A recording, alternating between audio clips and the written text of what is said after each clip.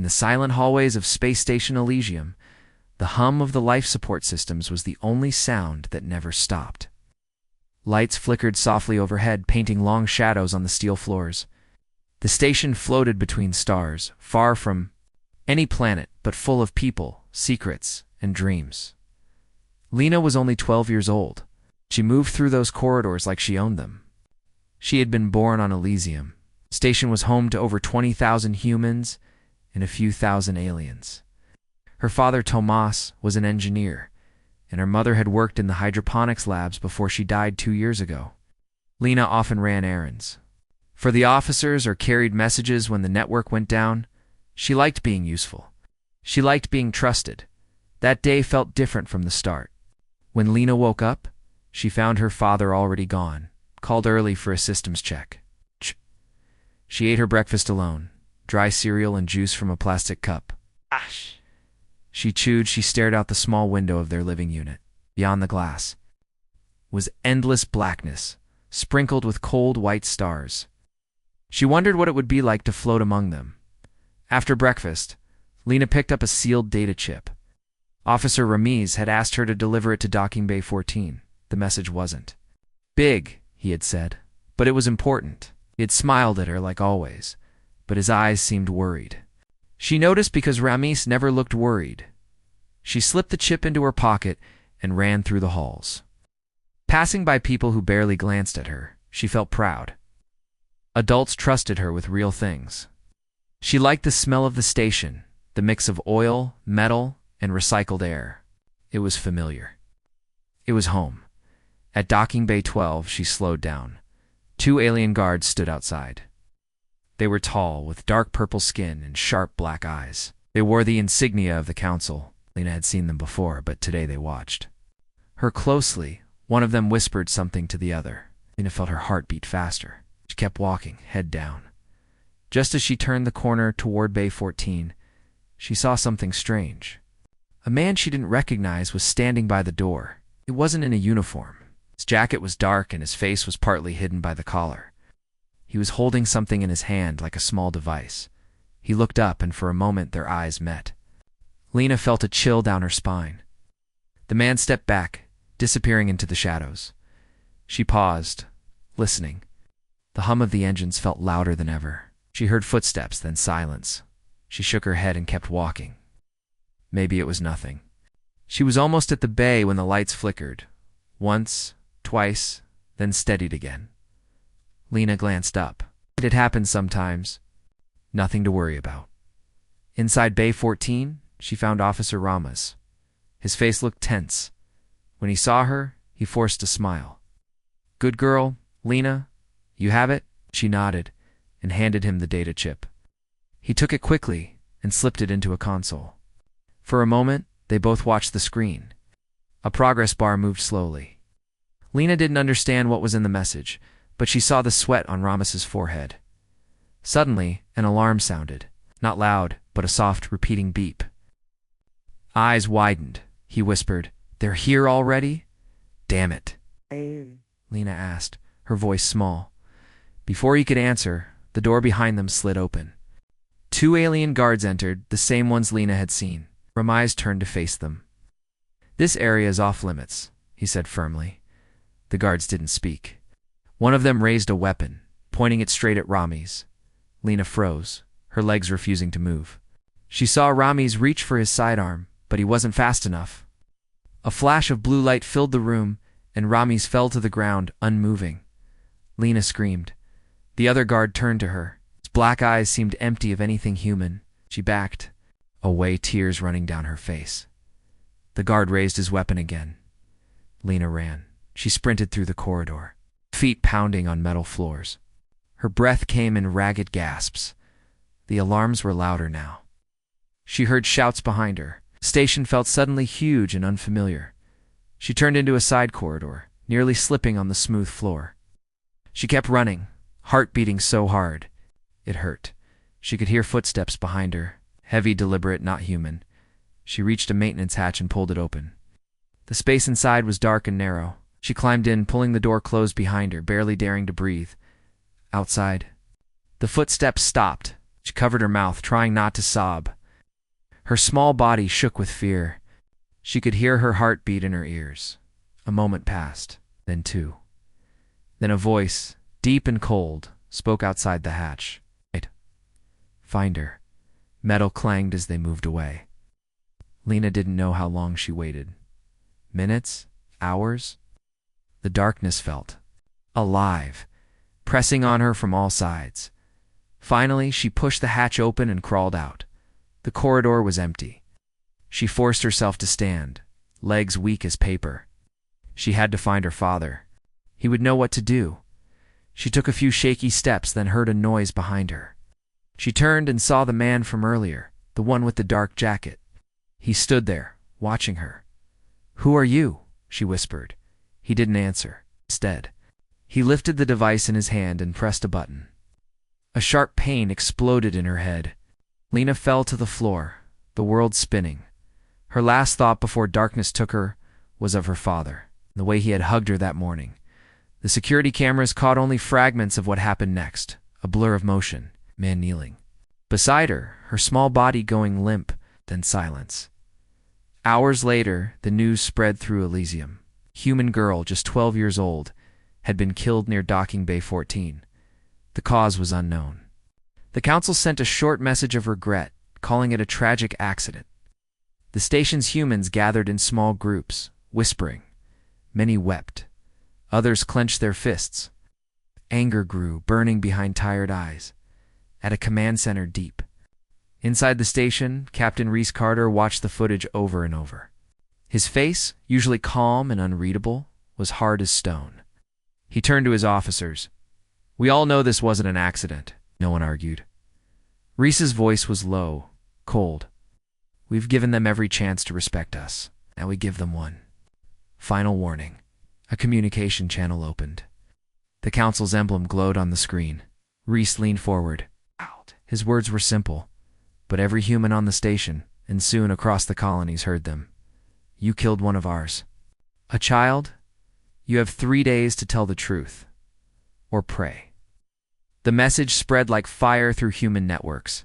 Across space, from mining ships near Jupiter to research stations orbiting alien worlds, humans listened. Some cried. Some shouted in rage. In a small maintenance room, Lena's father sat on the floor, staring at nothing. Someone handed him a tablet showing the message from Captain Reese. He read it once, twice. His hand shook. His little girl was gone. The council had called it an accident, but he knew. He felt it in his bones. The next day, people left flowers near Bay 14. A small holoscreen showed Lena's face, smiling, eyes bright with hope. Someone had written beneath it in shaky letters, "Never forgive, never forget." At night, the station felt different. The usual hum felt louder, angrier. People spoke quietly, but there was an edge in every word. On the council's side, they watched the human message and dismissed it. "Humans bluff," said one elder. "They won't risk war over one child." But some council members looked uneasy. They had heard stories of what humans could do when truly angry. In a dark meeting room, Captain Reese met with his closest officers. His voice was steady, but his eyes burned. "They think we're too soft. They think we'll bend, like we always have. They think they can kill a child, and we'll forget." He paused, looking around the table. "They're wrong," an officer asked. "What if they keep lying?" Reese's answer was calm. "Then we remind them why humans are feared." That night, Lena's father walked the quiet corridors of Elysium. Everywhere he looked, people lowered their heads in respect. Some touched his shoulder. Others said nothing, but their eyes spoke.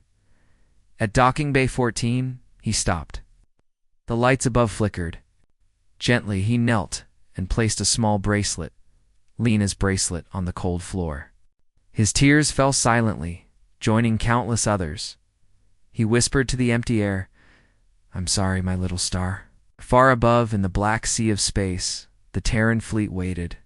Silent, patient, and ready. The message had been sent. The clock had started ticking, and somewhere, in the dark corridors of power, the council began to feel something unfamiliar. Fear. The council tower rose from the heart of the alien capital. It's built from black stone and silver metal, shining under an artificial sun. Inside, the great chamber echoed with quiet whispers as the members of the Galactic Council gathered. Out there were over 100 of them, tall and short, scaled and smooth-skinned, eyes of every color. But in that moment, every pair of eyes turned to the center of the room, where the hologram of a human child flickered. Lena's face, still and smiling. Silence hung heavy. A voice finally broke it, deep and rough, belonging to Elder Vok, a veteran of many council wars. "The humans know," he said. "They demand an answer." Some shifted in their seats. Others looked away. No one dared to admit the truth, that the council guards had been following secret orders. Orders to stop the child quietly before she could speak. A younger counselor, her skin shimmering like water, whispered, "Perhaps we should tell them. Admit what happened." Elder Vok's voice grew sharp. "And what? Invite war. You know what the humans will do if they discover we ordered it?" "They suspect already," she said softly. Another counselor, old and thin, hissed, "They don't have proof. All they have is anger and suspicion." A taller figure stepped forward, Chancellor Torvik, the one chosen to speak for them all. His voice was calm, but cold. "We say it was an accident. Pirates, perhaps. A regrettable tragedy, but not our fault. And if they don't believe us," the younger counselor asked, "then let them threaten. Humans are emotional, but they won't dare fight us alone." Some nodded, some looked uneasy. But in the end, fear of human wrath felt smaller than fear of each other, so the decision was made. Deny, blame pirates, and call for peace. Hours later, across the stars, the Council's official message reached the Terran fleet. It was short, formal, and empty of truth. "We grieve for your loss," it said. "Evidence suggests the presence of unknown pirates near Docking Bay 14. We deeply regret this tragedy and will assist in any investigation." Captain Reese Carter read the words on his screen. At his jaw tightened. Round him, his officers waited, their eyes grim. "They think we're fools," Reese said quietly. "They're hiding something." His second-in-command, Lieutenant Hale, replied. "They killed her," Reese whispered, voice low. "And now they lie to our faces." He stood, his tall figure casting a long shadow across the command deck. "Signaled them. Tell the Council we are sending a team to Elysium to investigate ourselves. And if they refuse," Hale asked. Reese's eyes were like steel. "Then, we remind them, this isn't a request." At that moment, across human colonies, news of the Council's message spread. On mining ships, research stations, and crowded city domes, humans read the words and felt the same cold anger. A little girl had died, and all they got was excuses in the shadows of Elysium. Lena's father, Tomas, read the message too. His hands trembled as he held the screen. The words felt like poison. Unknown pirates. His daughter's life reduced to a single line. He stood slowly, his body heavy with grief and rage. Outside, people had gathered in silent protests, lighting small candles near Bay 14. Some carried signs. Some just stood, heads bowed. Tomas walked to them, joining the silent sea of mourners. At the front of the crowd, a small hologram of Lena glowed softly.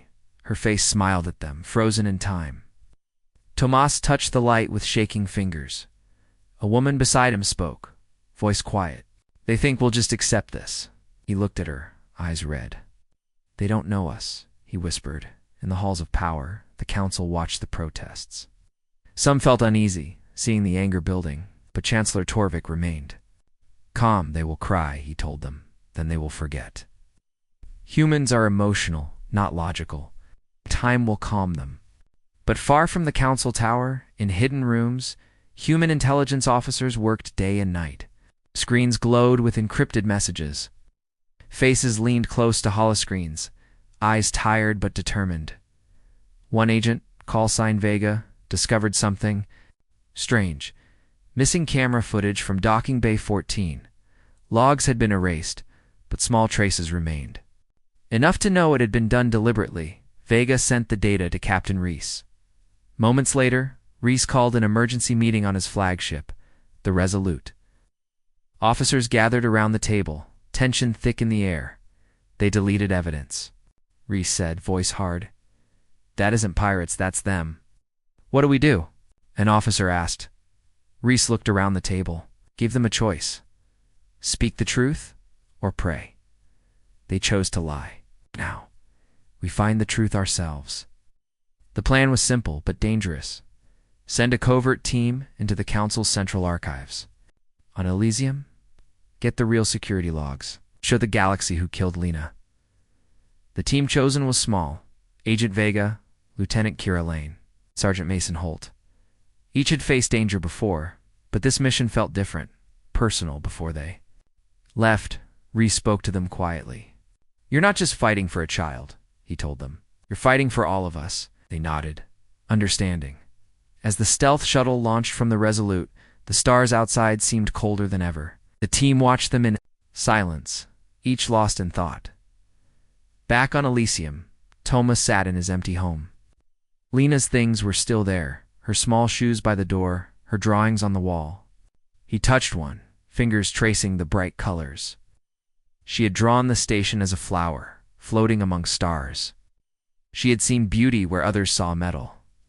Tomas whispered to the silent room, I won't let them erase you. On the council side, tensions rose. Some members began to fear human anger might explode. The younger counselor who had spoken before tried again. We should speak to them directly, she urged. Tell them everything. But Chancellor Torvix. The voice was sharp.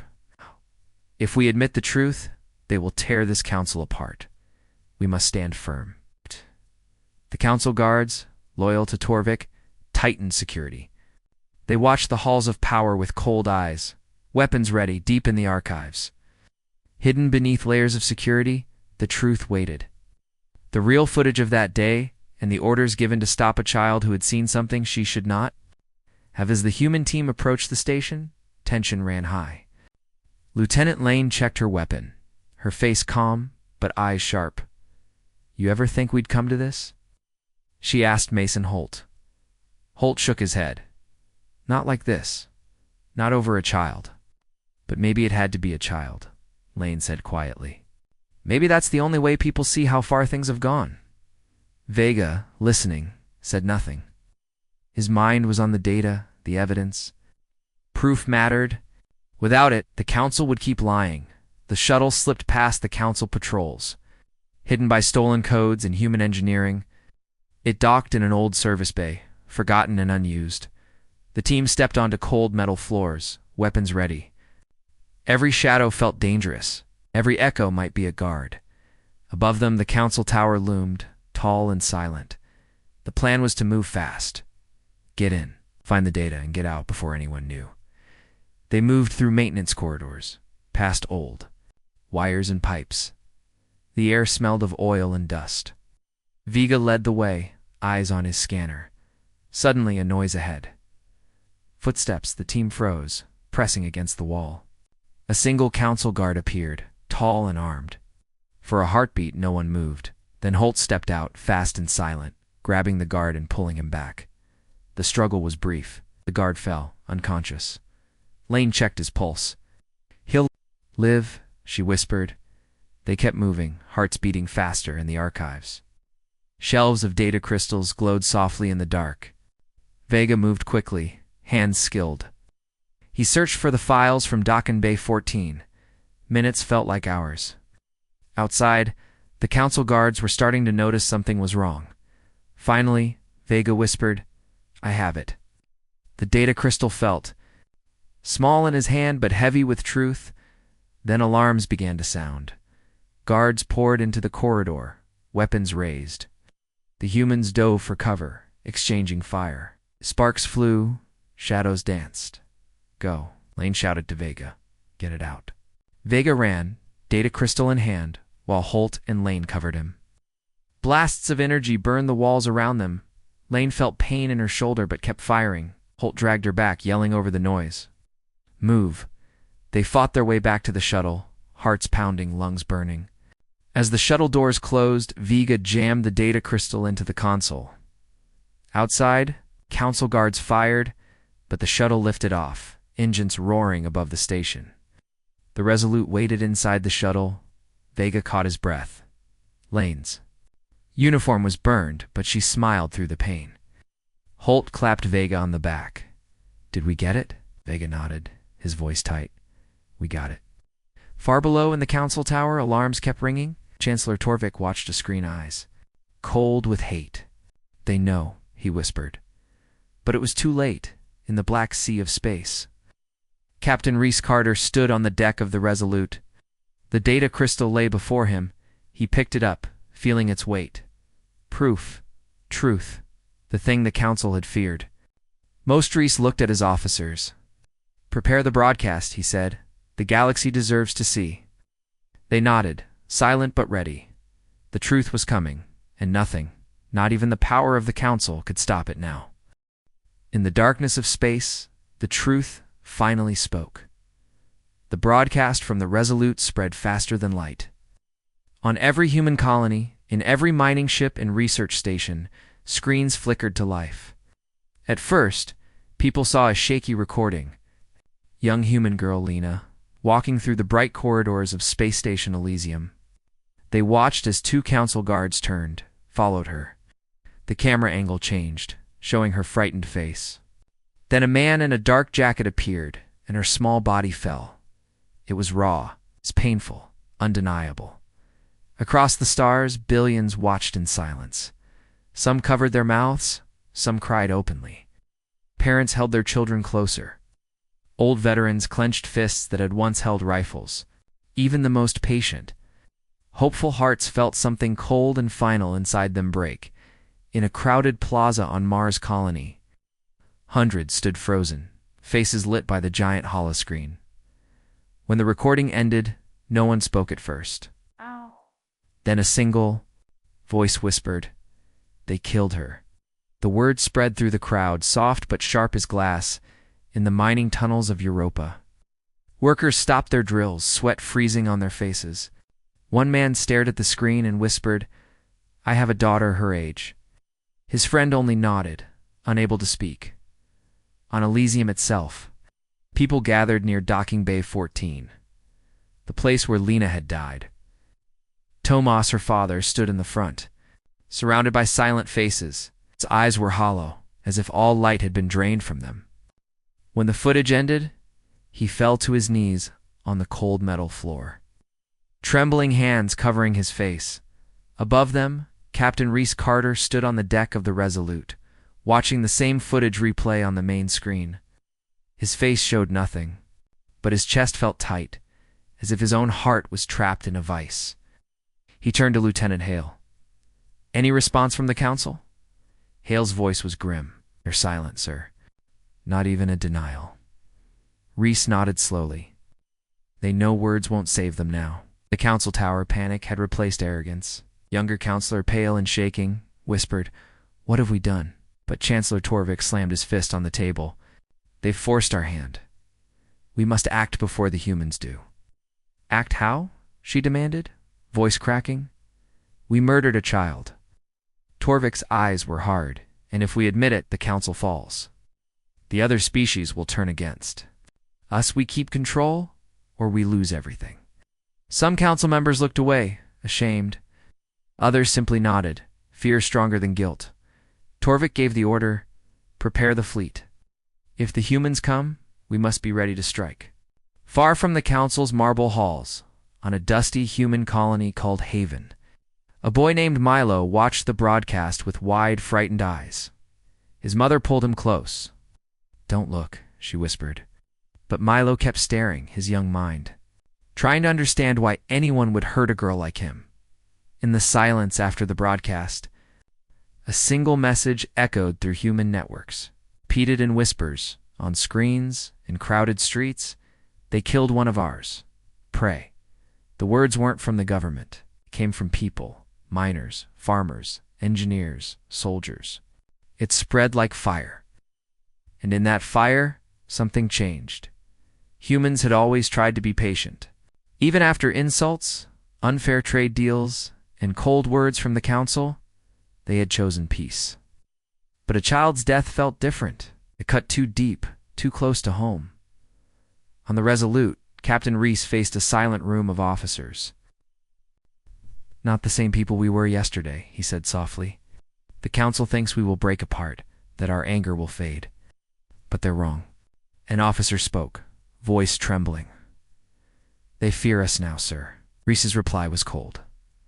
"They should." In a small home on Elysium, Tomas sat staring at Lena's empty bed. Her drawings were still taped to the wall. Stars, flowers, smiling faces. His tears had run dry, leaving only emptiness. He whispered her name into the silent room. The echo felt like a goodbye. Suddenly someone knocked at his door. Tomas opened it to find a young woman in a Terran fleet uniform. Her name was Lieutenant. Lane, still bandaged from the mission that had found the truth. She spoke gently. "Mr. Tomas? Nice. We thought you should see this first." She handed him a data pad. On it played another recording. Lena, moments before her death, stopping to help a small alien child who had dropped his toy. Tomas watched her kneel, pick it up and smile. Lane's voice broke. "Your daughter was brave, even at the end." Couldn't speak. His hands shook. He held the pad to his chest, as if trying to keep that small spark of his daughter alive. On the Resolute, messages flooded in from across human space, from soldiers ready to fight to mothers asking what would come next, to miners offering to build weapons if needed. The human spirit, bruised but unbroken, was rising. Lieutenant Hale brought the latest report to Reese. "Support for war is spreading, sir. Even people who hated the idea before." Reese listened quietly. He knew what war meant. Death, pain, broken families. But he also knew what silence meant. More dead children and more council lies. He turned to the main screen. "Open a channel to the council," he ordered. When the council answered, their faces appeared. Torvik in front, the others behind him. Reese spoke first, his voice cold as steel. "You had your chance to speak the truth. Instead, you murdered a child and blamed pirates. Now we know everything." Torvik's lips twitched. "You think you can threaten the council? You're alone." Reese's reply was calm, almost quiet. "We were alone. Not anymore." As if on cue, reports began to appear on Reese's screen. Alien species, long silent, now condemning the council. Small planets refusing to send tribute. Old allies questioning Torvik's rule. Torvik's eyes narrowed. "You can't fight us all." Reese's words cut through him. "You don't have to. We only have to fight you." The channel closed. Silence returned to the bridge. Reese looked around at his officers, seeing the same mix of fear and resolve. In every face, in the council tower, chaos grew. Some members demanded Torvik resign. Others swore loyalty. Guards patrolled the halls, weapons ready. The younger counselor, tears in her eyes, whispered, "We've woken something we can't control." In human space, protests turned into marches. Marches turned into oaths. In the mining domes of Callisto, workers lifted their helmets and spoke a promise. Never again. On Elysium, Tomas stood in Docking Bay 14, where flowers covered the floor. Hundreds gathered silently around him. He raised his head, voice shaking but strong. "They took my daughter," he said, "but they will not take our hope." His words spread across the station, then across the network. To strangers on distant worlds, his grief felt like their own. And in that shared pain, anger grew into something harder, sharper. On the Resolute, Reese spoke to his crew. "We're not fighting for revenge," he said. "We're fighting so no father must stand where Tomas stands, and no child must die." For another secret, his words found hearts already burning in the shadows of the council tower. Torvik met secretly with the head of the council guard. "End the protests," Torvik ordered. "Use force if you must, before the humans. Do more damage." But even the guards hesitated now. Some had seen the footage. Some had daughters of their own. The cracks in the council's power grew wider with every hour. In human colonies, Old soldiers came out of retirement, polishing weapons kept in dusty cases. Engineers drew plans for new ships. Farmers offered food for refugees if war came. In small rooms, ordinary people whispered to each other. We trusted them. They betrayed us. On the Resolute, Lieutenant Hale watched new messages scroll across the screen. Sir, even some alien worlds are offering quiet support, he reported. They've suffered under the Council too. Reese nodded slowly. The Council thought they could hide behind power. Truth spreads faster than fear. Night fell on Elysium, but the station never truly slept. Near Docking Bay 14, candles flickered in the artificial air. Tomas stood watching them, seeing his daughter's smile in every flame, far above. In the black sea of stars, human ships gathered, freighters refitted with armor. Old warships pulled from reserve docks, new vessels built in secret, a fleet born, not from conquest, but from loss. The galaxy felt the change. A silent shiver in every distant system. They had killed a human child. They had lied and called it justice, but they had forgotten the oldest truth of all, that humans could forgive almost anything, except the murder of the innocent. And in the quiet after the broadcast, one message whispered through human space. Written on walls, screens, and hearts, they killed one of ours. Pray. Stars shimmered cold and distant outside the massive viewports of the Resolute. The ship's metal halls felt quieter than usual, as if holding its breath. Word of the Council's crime had spread faster than even Captain Reese Carter had expected. In every human colony, every mining station, every lonely outpost orbiting distant suns, Lefa had seen the orders signed by Chancellor Torvik himself, on the command deck. Reese stood before the main screen, watching new messages stream in. Some were from human worlds, swearing loyalty to the cause. Others came from unexpected places, alien traders, small independent planets, even a few brave counselors whose faces trembled with fear as they admitted they had been kept in the dark. Lieutenant Hale's voice was steady, but Reese could hear the weight behind each word. Sir, support is spreading faster than we ever hoped. Even some Council protectorates are cutting ties. Reese nodded. We finally see the Council for what it is. Hale lowered his voice. And what about? Lane and Holt, sir. Reese swallowed hard. Their absence felt like an open wound. Their sacrifice gave the truth a voice, he said quietly. We won't let it be wasted. In the Council Tower, panic had replaced confidence. The Great Hall where counselors once debated trade deals now shook with raised voices. Torvik stood at the center, his cold mask cracking under the pressure. These are lies, he shouted. Human forgeries. But the proof was too clear, the signatures too perfect, the footage too real. The younger counselor, who had once pleaded for honesty, rose to speak. You gave the order, Torvik? You killed a child to protect your secrets? Torvik's eyes flared with rage.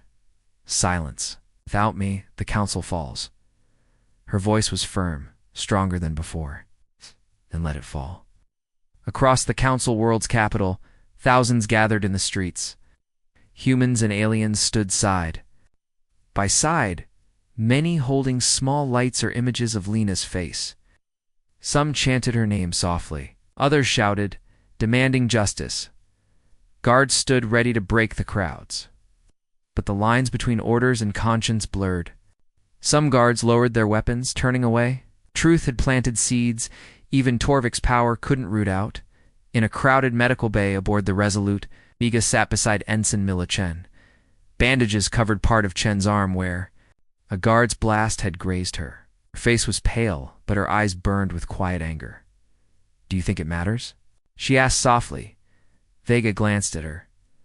What do you mean? She swallowed. All this? Do you really think the truth will change anything? Vega was silent for a moment.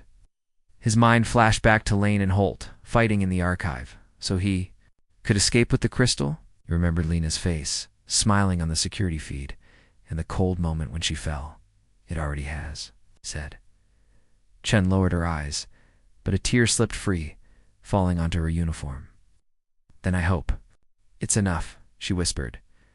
Elsewhere on the ship, Tomas, Lena's father, had come aboard at Reese's invitation.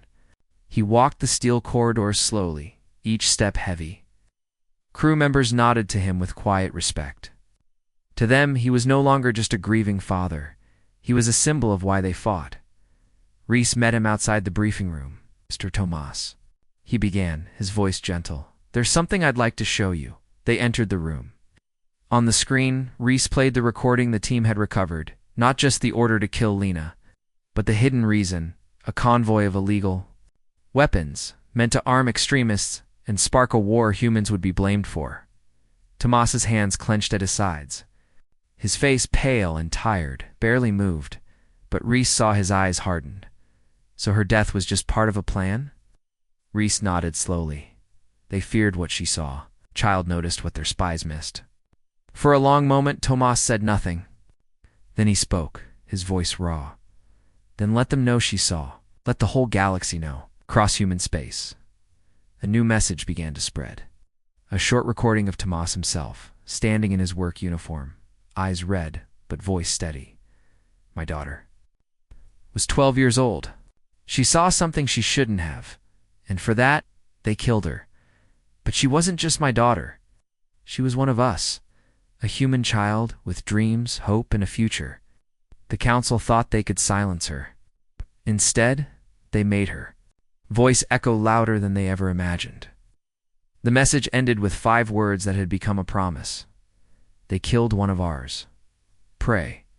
The words crossed borders no fleet ever could.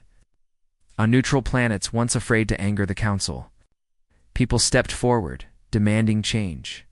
On old council worlds, even aliens began to question the power that had ruled them for generations. In the council tower, Torvik gathered his loyal guards. His voice dripped with hate, prepared to strike the humans directly. Destroy the Resolute. Show them fear. One guard hesitated. "Sir, some of our own worlds are rebelling, shouldn't we?" Torvik's eyes flashed. "Do it." A fleet of Black Council warships began to move, dark shapes slipping from hidden docks, engines rumbling like thunder. Their course, the Resolute, aboard. The Resolute alarms echoed. Lines flashed in the command deck as officers ran to stations. Reese stood at the center, calm but hard as stone. "Council fleet on intercept course," Hale reported. "Estimated time to contact 15 minutes. "How many?" Reese asked. Hale's face was pale. "More than twice our number, sir." Reese nodded once. "Signal the fleet. All ships to battle stations." Across the human flotilla, old freighters, powered-up weapons welded onto their hulls. Patrol craft swung into defensive formation. The new destroyers moved forward, shields humming. In the medical bay, Chen stood shakily, ignoring the pain in her arm. "I can fight," she told Vega. Vega placed a hand on her shoulder. "We all can." Tomas watched from a corner, fear and fury twisting inside him. His daughter had been taken from him by these same ships. He clenched his fists, whispering her name like a prayer. Minutes stretched into a silence so heavy it felt alive. Then the council fleet appeared on the main screen, black hulls. Red lights gleaming, weapons glowing with energy. "They're hailing us." Sir Hale reported. On screen, Reese ordered. Chancellor Torvik's face appeared, his eyes cold. "As winter steel?" "Captain Carter," he sneered. "This is your last warning. Power down your ships. Hand over the traitors who stole council secrets." Reese met his gaze without blinking. "And if we refuse?" Torvik's voice dripped poison. "Then you will burn." Silence hung in the air. Then Reese spoke, quiet but strong. "You murdered a child, and now the whole galaxy knows. Even if you destroy us, the truth can't be killed." Torvik's lip curled. "She'll see." The screen cut out. "Battle stations," Reese shouted. "All ships, hold the line." Lights on the deck shifted from red to deep amber. The low hum of weapons charging filled the air. Outside, the human fleet, smaller, less advanced, but determined, faced the council warships. In those final moments before the clash, Vega thought of Lane and Holt, of Lena's small, smiling face. Chen whispered a prayer under her breath. Hale watched his captain, ready to follow wherever he led. Reese spoke, his voice steady. "Remember what we're fighting for. Not hate, not revenge. Truth, justice. Then, in the cold silence of space, the first shots flared. Council ships fired beams of blue energy, bright as lightning. Human ships answered with missiles and pulse. Cannons. Explosions blossomed like metal flowers in the dark. The Resolute shook under a direct hit. Sparks rained from overhead conduits. Alarms wailed. "Shields at 60%, Hale shouted. "Return fire." Focus on their lead cruiser. Reese ordered. A human destroyer took a hit to its engine, spinning helplessly before breaking apart. In silent fire, but before it died, it fired one last volley, striking a Council frigate and tearing it in two. Tomas watched from the observation deck, fists clenched. "Please," he whispered. "For her." On Council worlds, crowds gathered. Around screens showing the battle. Some cheered the Council, but many, seeing the raw courage of outnumbered humans, felt their loyalty shift in the Council tower.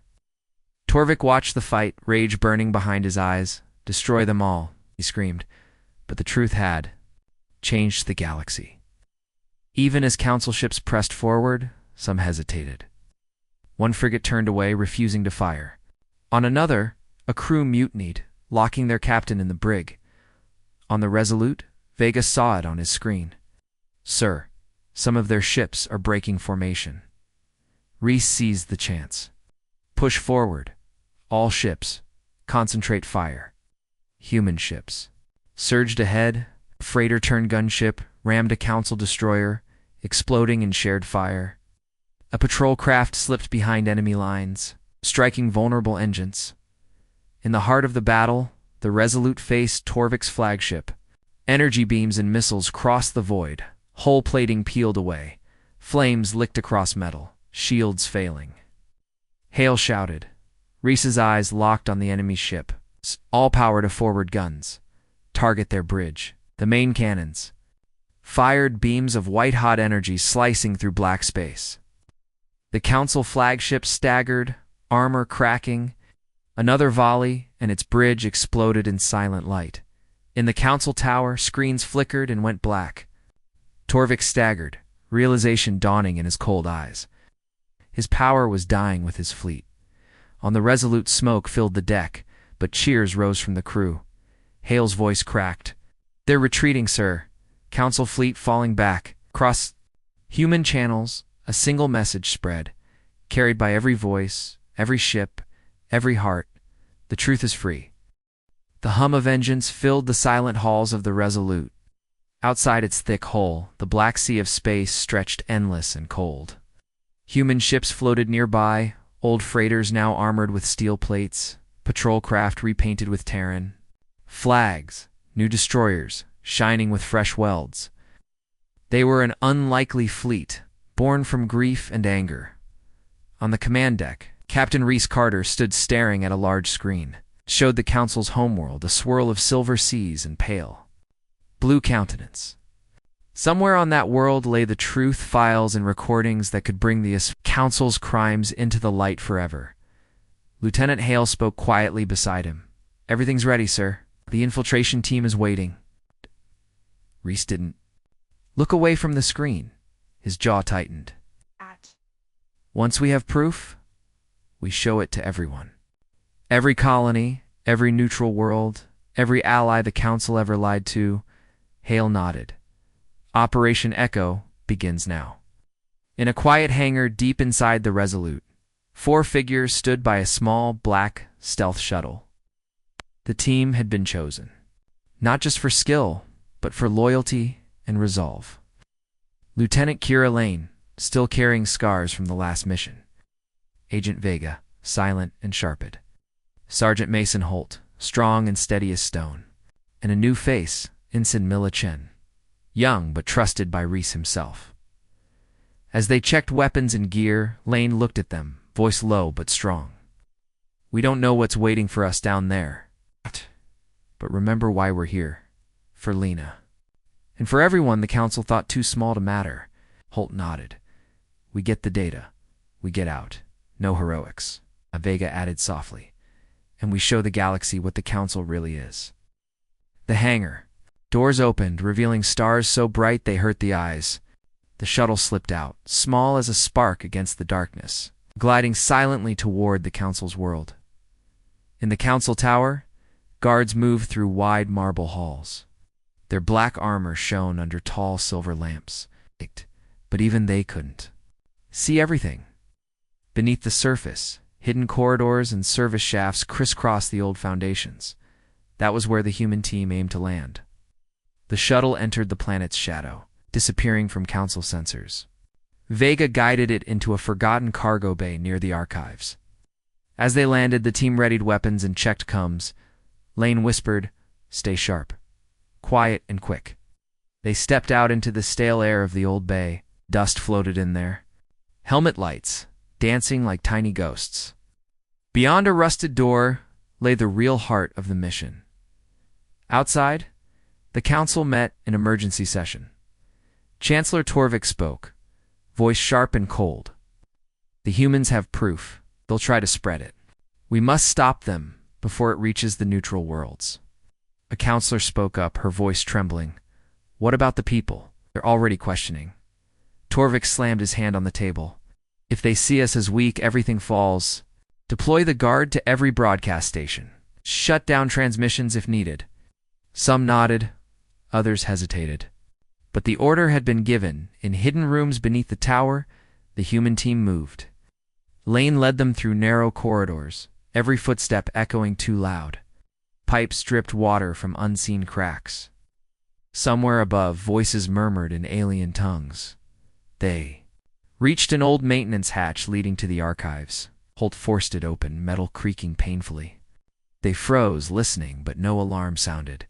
Inside the archives, walls of data crystals glowed softly in the dark. Tens of thousands of years of records lay here. Treaties, secrets, betrayals. But the team needed only one thing, the original. Orders to kill Lena, signed by Council Command. Vega moved quickly, hands steady, despite the danger. "I'm in," he whispered. "Give me a minute." A minute felt like a lifetime. Lane's heart pounded so loud she thought it might echo through the halls. Chen wiped sweat from her forehead, despite the cold air. Then footsteps echoed outside. The door guards. Lane raised her hand. Quiet. Holt shifted his grip on his rifle. Chen's breath came quick and shallow. The door creaked open. 2 council guards stepped in, weapons at their sides. Their eyes swept the room and landed. On the humans? For a single heartbeat? No one moved. Then everything exploded. Lane fired first, energy bolts crackling in the air. Holt stepped forward, blocking the guard's shots with his armored shoulder. Vega ducked behind a shelf, still clutching the data crystal. Chen's voice broke through the noise. "More coming," Lane shouted. "Vega, go. We'll hold them." Vega sprinted toward the side exit, boots slipping on the smooth floor. Holt fired, the recoil shaking his arms. Chen fell back beside Lane, breathing hard. Guards kept coming. Shadows and flashes of blue and red filled the room. Vega slipped through the side door, heart racing. He ran down a narrow corridor, the precious crystal clutched to his chest. Behind him, he heard Holt's deep voice shouting over the chaos. Lane's voice broke through his earpiece. "Vega, get to the shuttle. We'll catch up. I'm not leaving you," Vega shouted back. "That's an order." The channel crackled, then fell silent. Vega kept running. Back in the archives, Lane fired until her weapon overheated. Guards swarmed in, shouting in their own language. Holt moved to block them, his big frame taking hit after hit. Chen's voice shook. "We can't hold." Lane's eyes met Holt's. "Go. Both of you." "No," Holt roared. Lane's hand touched his shoulder. "Please." Holt hesitated, then pushed Chen toward the door. "Move." Chen stumbled out, tears streaming down her face. Holt turned back to Lane. "You go too." Lane shook her head. "One of us has to stay." More guards poured in. Holt raised his rifle one last time, firing until it ran dry. In the end, they both stood together, back to back. As the guards closed in, outside, Chen ran through the dark halls, breath burning her lungs. She found Vega near the shuttle, blood running from a cut on his forehead. "Where are they?" Vega asked. Chen shook her head, voice breaking. They're not coming." Vega swallowed, his chest aching. But he knew what Lane would have. "Wanted. We have to finish it," he whispered. They climbed into the shuttle. Vega pushed the engines to full power, the hull shuddering as they rose. Guards fired at them from the landing bay. But the shuttle slipped through the closing doors above the planet. The Resolute waited. On the command deck, Captain Reese saw the small blip of the shuttle appear on the screen. His voice was quiet. "Open the hangar." The shuttle landed hard, metal screeching. Smoke poured from its rear engine. Medics ran forward as Vega and Chen stumbled out. "Where's Lane?" "Where's Holt?" someone shouted. Vega couldn't answer. His throat felt like stone. Reese stepped forward, face pale. "Did you get it?"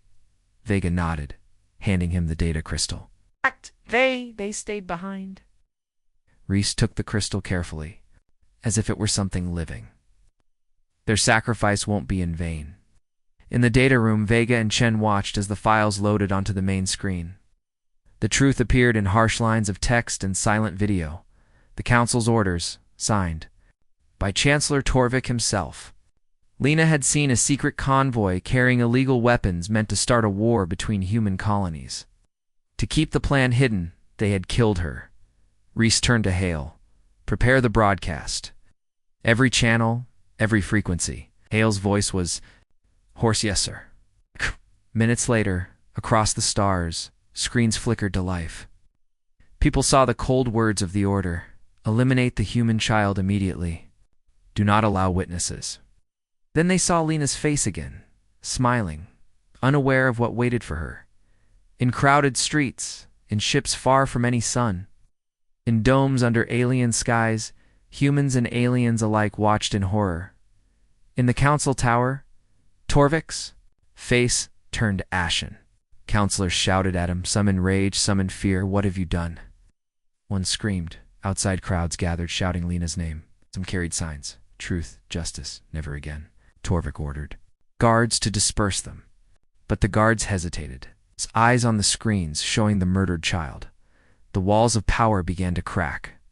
On the Resolute, Reese spoke into the camera, voice calm but heavy with grief. "We didn't want this. We asked for the truth. You chose lies. You chose murder. Now we choose justice." His words spread faster than any fleet. In the dark, Tomas watched, tears streaming silently. He whispered, "Thank you." Vega sat in the medical bay beside Chen, both silent, thinking of Lane and Holt. The pain felt raw, but so did the pride. Operation Echo had done what it promised. The truth was out, in every corner of the galaxy. People began to speak words they hadn't dared before. The Council must fall. And above the Council world, human ships gathered. They were still outnumbered, still scarred by loss. But now, the truth was a weapon sharper than any blade. In the cold silence of space, the message echoed again and again. "They killed one of ours. Pray." The Council had fallen, but the galaxy did not turn silent and peaceful overnight. Instead, it felt raw and trembling, like a wound just starting to close. Smoke still rose from the broken towers on the Council homeworld, and wreckage floated. In orbit, shattered black holes, broken metal, and the last fragments of a rule that had once seemed eternal. On the Resolute, Captain Reese Carter stood by the large viewport, eyes tracing the dark outlines of the ruined city below. The Council's banners were gone. In their place, new flags had appeared. Human flags, rebel symbols, and simple white cloths painted with a single name, Lena. Beside him, Lieutenant Hale read the latest reports. His voice was careful, steady. "Sir, rebel councils are forming. On 3 council worlds, some protectorates have declared independence. A few loyalist fleets are still refusing to surrender, but their numbers shrink every day." Reese nodded slowly. "Good, but this is when it gets dangerous." Hale glanced at him. "You think they'll fight harder now?" "No," Reese said. His voice was low. "I think some will try to keep the old ways alive, shadows, secret deals, Others will be so hungry for revenge they'll burn everything, even what we're trying to save. Hale swallowed. And what do we do, sir? Looked back at the planet below. We remind them why we started. Truth, justice, and hope. In the great plaza once known as Council Square, thousands gathered under a cold morning sun. Ow. Rubble still lay at the edges, and scorch marks blackened the white marble. But people came anyway. Humans, alien merchants, young rebels, old citizens. Who had hidden in silence for years, Tomas stood among them, wearing a simple coat and carrying nothing but a folded piece of paper. At his side was Ensign Mila Chen, her injured arm now healed enough to move. Nearby, Vega stood watch, eyes scanning the restless crowd. They had come for a memorial not only for Lena, but for everyone whose life the Council had stolen. Miners. Left to die on distant moons, traders who vanished after questioning new taxes, small rebellions crushed before anyone else heard their names. Tomas unfolded the paper, his hand shaking slightly. When he stepped forward to speak, the crowd fell silent. My daughter was 12, he began, voice soft, but carrying through the square. She was only one life among billions. But the Council believed that her life meant nothing, that one small child could be sacrificed for power. His eyes lifted, meeting hundreds of faces, human and alien alike. They were wrong. Lena mattered. Every single person matters. That is why we fought. That is why we must keep fighting. Not with guns alone, but by building something better than what they destroyed. His voice cracked. We cannot bring back the dead. But we can make sure no child's name is ever erased again. When he stepped back, the applause was quiet at first, almost uncertain. Then it grew, filling the square with a sound as fierce as any battle cry. In a side street, a woman wiped tears from her eyes. She had never known Lena, had never even met a human before this war. But in that moment, she understood what had driven people to fight an empire. Inside the council towers, shattered halls.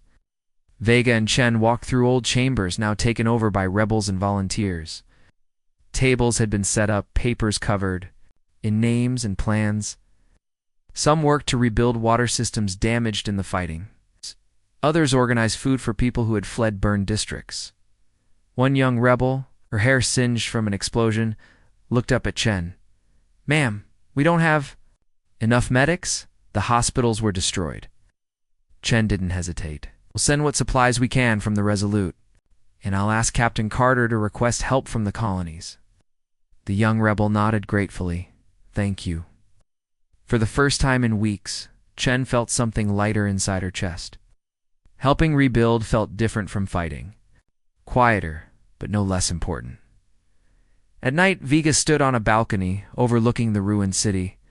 Fires still burned in places, but here and there, lights glowed in windows that had been dark for years. People were returning to their homes, sweeping glass from the floors, patching broken walls. Chen joined him, leaning on the railing. Do? You think it'll last? She asked softly. Vega was silent for a long moment. I don't know, he admitted, but it's worth trying. In the orbit above, the Resolute had become more than a warship. It was now a meeting place. Captains from freed protectorates came aboard to speak with Reese. Engineers brought old ship plans for repairs, and refugees asked for food and medicine. One evening, Reese walked through the lower hangars, where volunteers worked beside human engineers. Welders patched holes in old freighters. Painters covered black council markings with bright new colors. Reese stopped beside a young alien mechanic, barely taller than his waist. The boy looked up nervously. Good work, Reese told him gently. Boy blinked, then smiled shyly. Thank you, sir. Small moments like that reminded Reese why they had risked everything. But danger hadn't vanished. In shadowed corridors, council loyalists whispered of revenge. A hidden transmitter on a distant moon sent coded signals calling scattered warships to regroup. Even in freedom, old fears clung like dust. One night, a captured council officer was brought aboard the Resolute. Malay reported quietly, Sir, he wants to talk. Says he has information. In the dim light of the briefing room, Reese faced the prisoner, a thin man with deep lines in his face. Speak, Reese ordered. The man hesitated, then leaned forward. Torvik had a plan beyond the girl's death.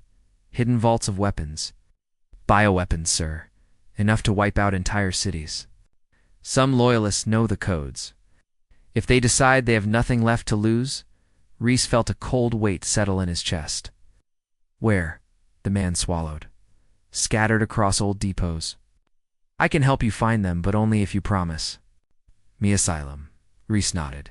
Give us the locations first. The prisoner hesitated, then listed coordinates. Hale copied them quickly. When the man finished, Reese spoke quietly. If what you say is true, you've just saved millions of lives. You'll have your asylum, but you'll answer for your part in this too.